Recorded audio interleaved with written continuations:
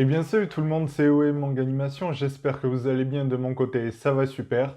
Je m'excuse si la lumière n'est pas comme d'habitude, mais en ce moment il fait vraiment super gris chez moi, et c'est le seul jour où je peux tourner la vidéo. Et donc on se retrouve pour l'épisode 2 de 5 mangas chez un éditeur. Donc pour cet épisode 2, j'ai choisi la maison d'édition Kiun.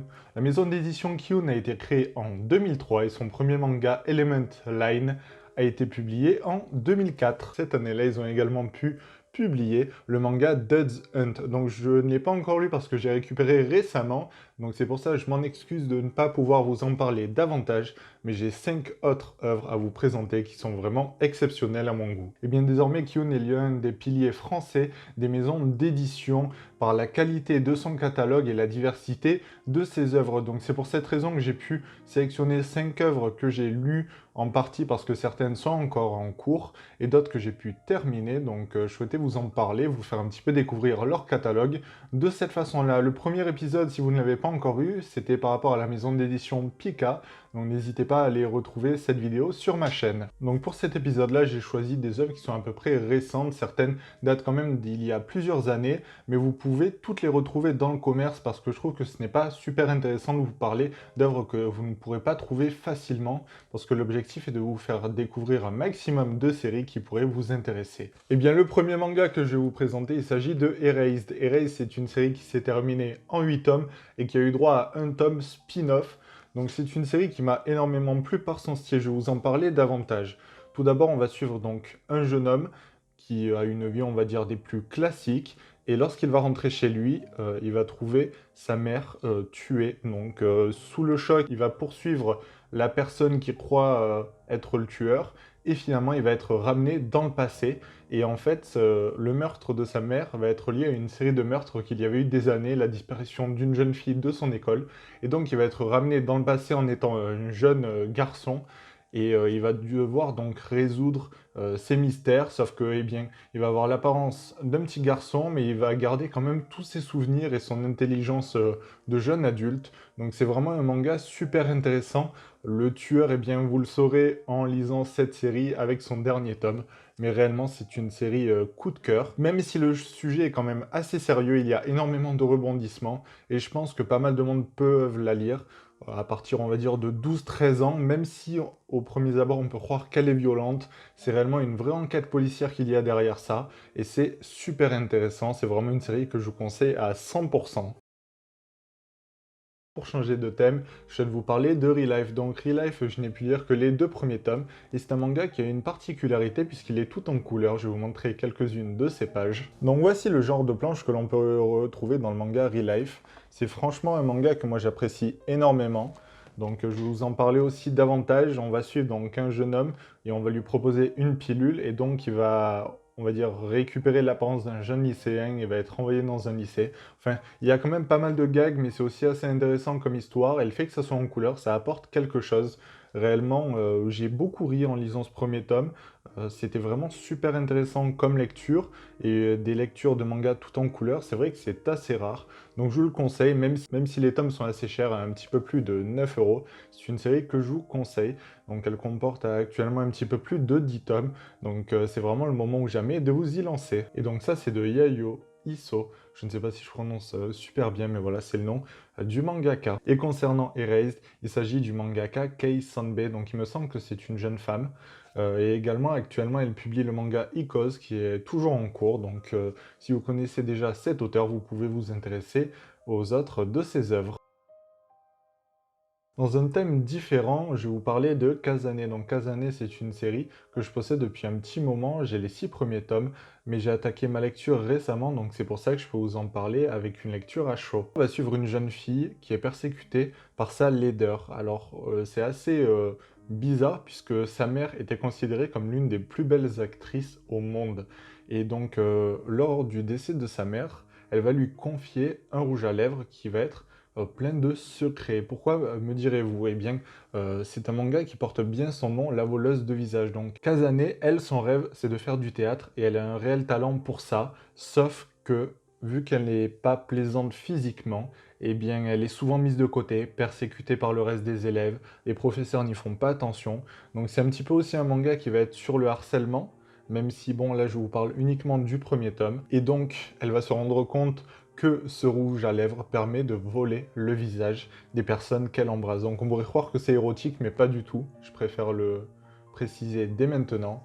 Mais en tout cas, c'est un manga qui m'a beaucoup plu dans ses premiers tomes. À la fin du premier tome, elle va rencontrer le producteur qui travaillait avec sa mère et qui lui avait demandé, avant de partir, eh bien, de tout simplement mettre sa fille sous le feu des projecteurs. Donc réellement, c'est un très bon manga que je vous conseille. Il est terminé en 14 tomes, donc c'est pour ça, c'est une série ni trop longue ni trop courte et qui se développe vraiment très bien, donc je vous la conseille à 100%. Après ça, on va parler de Root End. Donc ça, c'est une œuvre de Kaiji Nakagawa. Et c'est un manga, on va dire, qui n'est pas non plus très joyeux. Alors, il s'est terminé il n'y a pas si longtemps que ça avec son 8e volume, ce qui est plutôt pas mal pour une série de ce genre-là. Donc, dans ce manga-là, on va suivre un nettoyeur de scènes de crime. Et donc, c'est la personne qui va passer pour enlever et nettoyer la scène de crime là où le corps de la personne était. Donc, c'est un job qui n'est pas non plus très joyeux. Et on se demande pourquoi travailler dans cette boîte. Et donc là, on va suivre ce jeune homme qui travaille dans une boîte de nettoyage assez particulière. Et lui aussi, il a ses raisons de travailler dans cette boîte. Sauf que, petit à petit, eh bien, il va se rendre compte qu'il y a un tueur qui commet de terribles crimes dans sa zone où il travaille. Donc ce tueur va se faire appeler End parce que la particularité, c'est qu'il découpe les corps et qu'il compose le mot End. Donc il va être mêlé à cette histoire pour plusieurs raisons, parce qu'apparemment, certaines personnes de l'entreprise où il y est pourraient être concernées, donc c'est vraiment assez intéressant. C'est aussi une enquête policière qui est très bien menée, la narration est vraiment très très bonne et aussi le dessin est assez agréable, donc je le conseille. C'est pour public quand même averti parce qu'il y a des scènes qui peuvent être assez choquantes pour les plus jeunes, mais c'est aussi une très bonne série, donc terminée en 8 tomes, que je vous conseille pleinement. Et la 5e série dont je souhaitais vous parler, il s'agit des Liens du sang. Donc ça, c'est une série de Shuzo Oshimi. C'est un auteur que j'apprécie beaucoup. J'ai plusieurs de ses œuvres, par exemple Dans l'intimité de Marie, Les fleurs du mal, qui sont également chez Kiyun. Et l'œuvre qui est actuellement en cours, il s'agit des Liens du sang. Actuellement, il y a 7 tomes qui sont sortis, donc c'est vraiment très dérangé. Je ne sais pas par quelle série je pourrais vous conseiller de commencer avec cet auteur-là.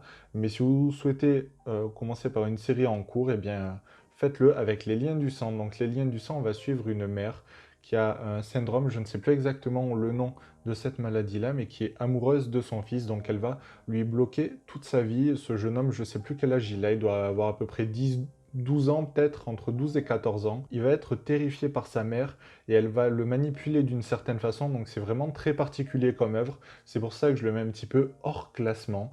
Mais en tout cas, c'est quand même un manga qui mérite d'être lu. Et si vous appréciez cet auteur, je ne peux que vous conseiller Les Liens du sang. Bon, eh bien, la petite surprise, c'est que je souhaitais vous parler d'une 6e œuvre, parce que c'est l'un de mes plus gros coups de cœur. Certes, c'est sûrement l'œuvre la plus connue que je vous présente, mais pour moi, c'est vraiment une série juste exceptionnelle dont j'avais énormément envie de vous parler. Eh bien, il s'agit de Jujutsu Kaisen et c'est de GG Akutami, je sais pas si je prononce bien. Donc, eh bien, Jujutsu Kaisen, de quoi ça va parler? On va suivre donc un jeune homme qui a une force physique quand même assez développée, et dans ce monde-là, les sentiments mauvais des personnes, donc des humains, génèrent des malédictions. Donc c'est des sortes de monstres, sauf certaines personnes qui ont un minimum d'énergie occulte en eux, qui peuvent voir ces monstres. Et la plupart de ces personnes-là deviennent des exorcistes. Donc ils vont rentrer dans une école spécifique pour ça, pour les chasser. Et c'est une organisation, on va dire, qui n'est pas non plus déclarée par l'État. Puisque bon, quand on vous parle de malédiction, de monstres, les gens sont un petit peu en mode mais qu'est-ce que c'est que ça, quoi. Donc là, on va suivre ce jeune homme qui s'appelle Yuji. Il est quand même assez fort physiquement. Et suite à un certain événement, il va manger un doigt d'une malédiction qui était considérée comme le roi des fléaux, la malédiction la plus puissante. Donc c'est une malédiction qui a été scellée et ces 20 doigts ont été un petit peu éparpillés dans le monde, un petit peu comme les 7 boules de cristal. Mais bon, là, si vous les réunissez, ça fait quand même un petit peu plus peur que Shenron. Donc déjà, il y avait très peu de chances qu'il survive. Et finalement, bien sûr, il survit, sinon il n'y aurait pas le manga. Et donc, il va rentrer dans l'école d'exorciste et son objectif va être de sauver le plus de monde. Vous vous dites que c'est un petit peu bête comme sujet, comme objectif, mais c'est quand même très bien introduit parce que Juste avant ça, il y a son grand-père qui est décédé et qui lui a dit: «Mets ta force au service des autres».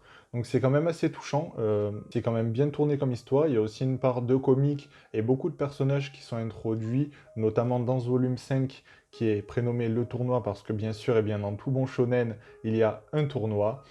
Mais c'est un très bon manga, donc pour plusieurs raisons, parce que les personnages sont tous assez dynamiques, ils ont tous un background, donc une histoire assez développée, on en apprend davantage à chaque tome sur chacun d'eux. Ils ont tous leur objectif qui est un petit peu différent, pourquoi devenir exorciste, ils ont tous leurs raisons. Donc voilà, c'est un manga que je vous conseille. Il a même été recommandé par l'auteur de My Hero Academia, donc c'est pour vous dire l'importance qu'il a au Japon et le succès qu'il a, mais aussi je pense que lorsque un auteur comme celui de My Hero Academia recommande cette œuvre, ça ne peut être que du bon, donc voilà. C'est une œuvre qui ne fait pas non plus l'unanimité, elle a souvent été aussi comparée à Chainsaw Man, ce que je trouve un petit peu dommage parce que c'est deux œuvres complètement différentes.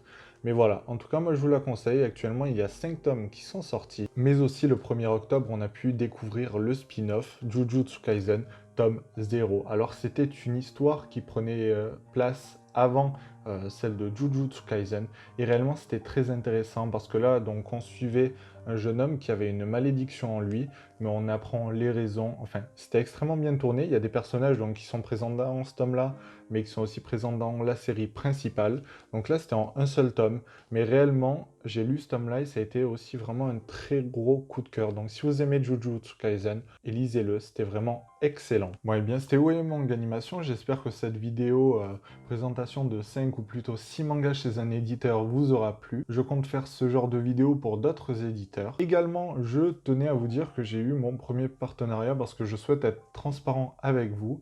Et donc j'ai eu ce premier partenariat avec la maison d'édition La Nouvelle Édition. Donc c'est une maison d'édition qui produit des light novels. Donc pour ceux qui ne savent pas, c'est une sorte de roman, mais il y a parfois des illustrations à l'intérieur. Donc on en trouve par exemple pour SAO, enfin pour plusieurs séries, mais eux éditent actuellement Infinite Dendrogram, et prochainement il va également y avoir Tantei Ai. Très gentiment, ils m'ont envoyé les 2 premiers volumes en numérique et je recevrai le volume 3 dès sa sortie. J'ai vraiment hâte de vous en parler. Actuellement, j'ai commencé donc la lecture du volume 1 et sûrement je vous en parlerai davantage. Et lorsque je recevrai le volume 3, je vous ferai une vidéo dédiée à ça pour vous parler davantage de cette maison d'édition et du travail exceptionnel qu'ils font, et également vous faire découvrir le milieu du light novel, parce que je pense que dans la communauté manga, principalement on va dire aller peut-être à 90%, les personnes lisent uniquement des mangas et pas des light novels, ce qui est quand même dommage, parce que ce sont vraiment des œuvres à part entière, et qui sont souvent plus détaillées que le manga. Donc eh bien c'était OM Manga Animation, j'espère que cette vidéo vous aura plu. N'hésitez pas à vous abonner si ce n'est pas déjà fait, bientôt les 1000 abonnés, et qui dit 1000 dit un nouveau gros concours avec plusieurs gagnants. Si la vidéo vous a plu, vous pouvez mettre un pouce bleu, et pourquoi pas me dire en commentaire quelles autres œuvres vous me conseillerez chez la maison d'édition Kiun, et pourquoi pas quelle prochaine maison d'édition j'aborde avec ce type de vidéo. Et puis on se dit à la prochaine!